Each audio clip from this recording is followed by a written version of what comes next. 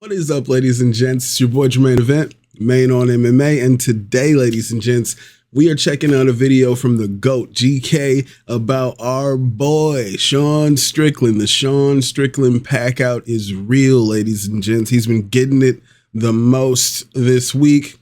He's had a fallout with his coach, all kinds of stuff. And as someone who can't stand Sean Strickland, I love it, you know. I mean, it's unfortunate to see these things happening in the gym. Honestly, overall, it's not cool.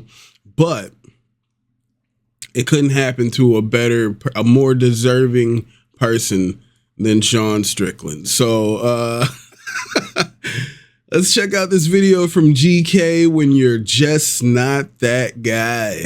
All right. Here's the thing, you guys. Sean Strickland loves to talk a big game, and if you're not familiar with who he is and just happen to stumble upon one of his rants, you might think that he's one of the most savage men of all time. And yeah, I'm a bully and I like to hurt people. If I keep someone in the ring, I'd be very happy. You mean that? Oh, I love it, absolutely. But I'm okay. What a clown. Either I hit me and maybe I have a brain aneurysm and die. You hear me say I'm okay. That's a good death. I mean, wow, this guy just doesn't care about anything. What a loose cannon. What a psychopath. Thank God that being an MMA fighter is a career path, because if it wasn't for that, Sean Strickland would probably be just another normal guy with a regular life that probably wouldn't hurt a fly. I'll tell you something fascinating that I noticed tonight for the first time. Sean Strickland, the way that he acts leading up to fights, right?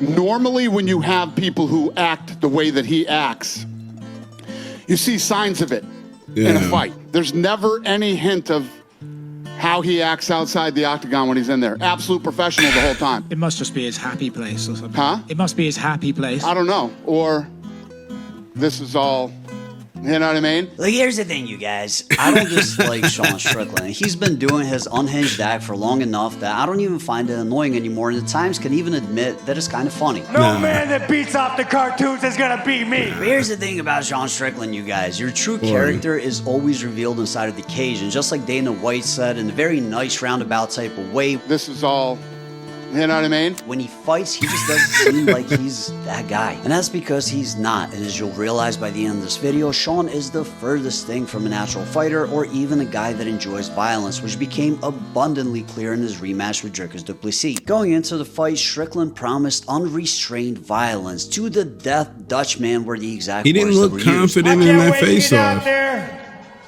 and try to shorten this man's life for you guys. As of always, I appreciate you to the death, Dutchman. But when it came time to put action behind those words, he fought more like somebody that was terrified to engage and was on his back foot the entirety of the fight, to the point where his own coach Eric Nixick was frustrated between every round and practically begging him to listen to his advice and open up. There was no killer instinct, no warrior spirit, no sense of urgency or going for it because it was a title fight, just the same old jabs and 1-2s over and over again. Sean Strickland froze up under pressure in a very obvious way, and the MMA world finally let him have it. You know, the lights, man, when them lights hit you, it's the real you shows up. The real you will expose itself when the lights hit you. And that's what's happening to him, is that he's not that guy. He's not that guy. And we all heard the guy talk about to the death, Dutchman, to the death. This mother talks such a big game. And then he bitches out and basically quits in a fight. It shows your true character. That's the cage is all about. I've been saying it forever. Sean sucks. He's trash. He talks a big game, but he's Tell him bully. I would bleed for my fans. I would die for my fans. Blah, blah. But you go out there and he just jabs and teeps. Tell him. And he fights like a scared little girl. All this may seem harsh from the outside looking in, with the type of persona that Sean had built throughout the years, it's honestly fully justified. I mean, if somebody tells you over and over that they're a bloodthirsty barbarian and then goes out and performs like they're an expert in female self-defense, at some point their bluff is going to be called. And that's exactly what's happening with Sean Strickland right now, with even his own coach agreeing with the criticism. It was just uninspired fighting to me. It just seemed like he was sleepwalking, you know. Yeah, it was tough, man. I was trying to dig him out of it. Just, I don't know. I was just disappointed, man. I was disappointed with the whole entire outcome, the whole fight as a process. Just thought it was just kind of flat. It just was a very underwhelming performance in an opportunity to fight for a title. you know, there's people in this sport that never even realize that potential to ever even be an opportunity to fight for a championship. I respect everything Nick's motivated to get you off the couch. So I respect everything Nick is saying here, the coach. He's upset with the effort, and he's here to train champions. All right. That's his motivation. He wants to train people to reach the top, the pinnacle of the sport. And if that's not your motivation, he's not into it. He can't understand flying all the way out there to not give it your best effort. I rocks with what Nick is saying. The Strickland pack out is real, ladies and gents. You know, it just to me was we didn't perform. You know, so that's all. It's on all of us. It's on me as a coaching staff. It's on Sean, and you know, I think he needs to evaluate what he wants to do in the sport. If it's just to make money, then that's great. Let us know. You know, I want to coach world champions. But here's the thing, you guys. This exposure wasn't really an exposure, because if you've been paying attention, Sean Strickland has fought in a very delicate way much more often than not. They never really matched his pre or post fight trash talk. The only time he showed any type of true aggression was when he bullied people that weren't professional fighters and posed no genuine threat to him. I want to enjoy this a little bit longer. Let that right go, there you go.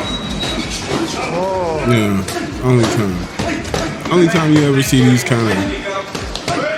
Most of the recent hype behind Strickland came from his fight against Israel Adesanya in 2023, where he won the belt by dropping and outboxing Izzy for 5 rounds. But here's the thing, you guys. That was about the only performance of that type that he had, and in my opinion, it had a lot more to do with Israel Adesanya's inadequacies as a striker than anything that Sean Strickland did. Right? Because while Izzy is a great kickboxer, he always had problems with people that use boxing as their main mode of attack, and that got exposed way back at UFC 236 against 5'8" Kelvin Gastelum, where he got his bell rung several times in a hellish fight that he was expected to just win easily. Now back then, Izzy still had the mentality of going out on his shield, so he overcame the adversity and ended up winning the fight. But the Adesanya that fought Sean Strickland had already failed at several of the goals that he visualized, so he no longer had the deluded mindset of winning being the only option because it was his destiny. So when things didn't go his way, he panicked, froze up, and was on survival mode for the rest of the fight. And I know that some people might think that saying that is way too dramatic, as he had just finished Alex Pereira in his previous fight, but as an Adesanya fan, I truly believe that that was the last great performance that he was capable of. And the reason he did so great is because he was extremely familiar with Alex, as that was his 4th time fighting him. They had bad blood, as Pereira had ruined his dreams twice, so Israel sunk every ounce of energy he had into that training camp to pull out that victory. And you could tell by the post-fight interview where he was talking straight nonsense about what he had to do, but that was the place he had to go to mentally in order to get it done. I've hacked my body, I've hacked my mind, I've hacked my spirit. I've done things this week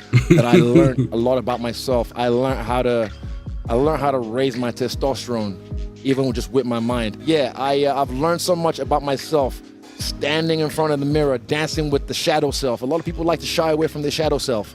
They don't want to dive into that. But what does that mean? Stand there and own it, because it's part of me. You know, a lot of people try to say, I'm such a, you know, you're not virtuous, you're not innocent. You everyone, there's no good or bad people. People are just capable of great good or great evil.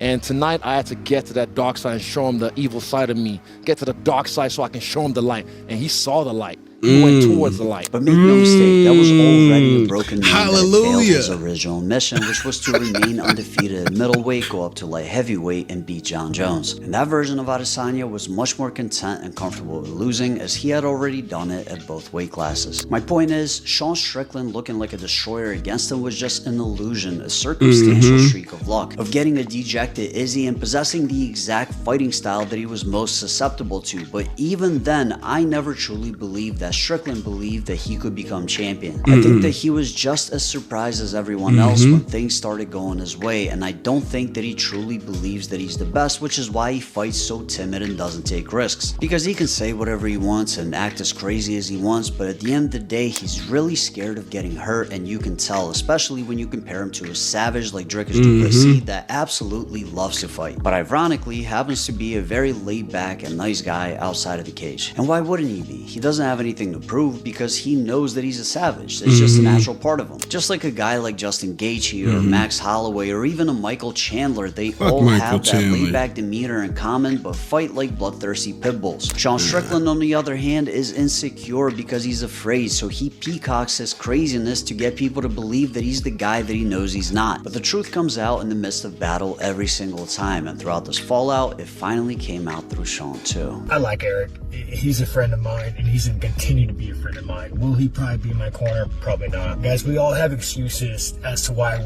we didn't win or why we won and we shouldn't have won. We all have excuses, and they don't matter. Before fighting, you guys, I mean, I had like the lowest self-esteem.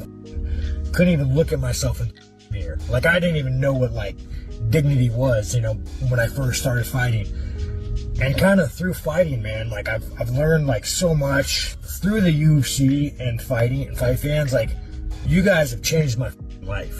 You've made me grow so much as a person in the ring and out of the ring, and that's why I fight. I'm going back to the gym, I'm working my ass off, and I'm starting from square one. I'm grateful for my life. What does that mean? I love my job. I love my fans. I support you guys just as much as you support me.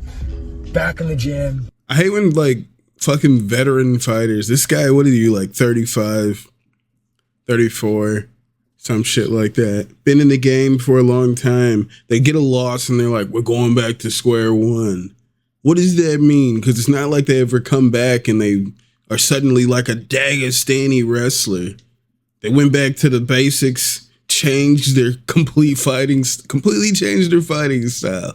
That never is the case. What does it mean?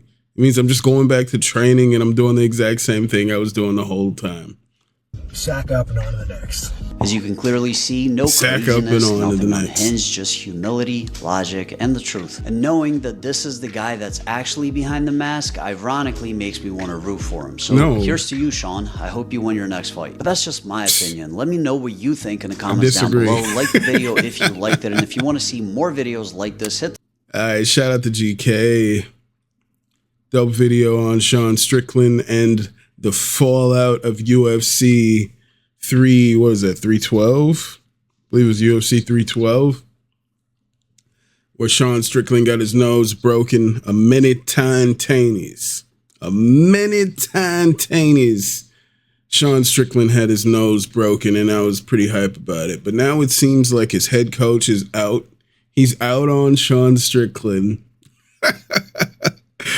That's hilarious. But, I mean, Strickland's going to train at the same gym, just going to be cornered by different people. The pack out is real. I love to see it. It couldn't happen to a more deserving person. This guy is just gross. All right. And I guess maybe that's the gimmick he's trying to play. And GeeKay is saying here, like, knowing that this is the person behind the mask, like him being this like humble person in defeat, it's fake, bro. It's all fake. All right. Now he's trying to play on that sympathy. I lost. He posted a video I reacted to the other day where he's like, I know a lot of people are having problems out there, but if you see me with my broken nose here, maybe you could like see this and hopefully you have a better day. And I'm like, nigga, what are we talking about here? Like, all right. You're the guy that just said you didn't understand how Khabib was allowed to even get on a plane since 9/11. All right. You're crazy. You're supporting genocides and things of that nature. I don't have any sympathy for Sean Strickland. The pack out is real, ladies and gentlemen. Fuck Michael Chandler. Fuck Sean Strickland. We don't have any sympathy for these people over here. So let me know what you guys think about the Sean Strickland pack out right here in these comments. Head on over to GeeKay. Give him a like. Give him a subscribe. Let him know what you think about the video. And always leave a like. Hit that subscribe if you're not already subscribed to this channel. And I will see you guys when I see you guys. I'll holla.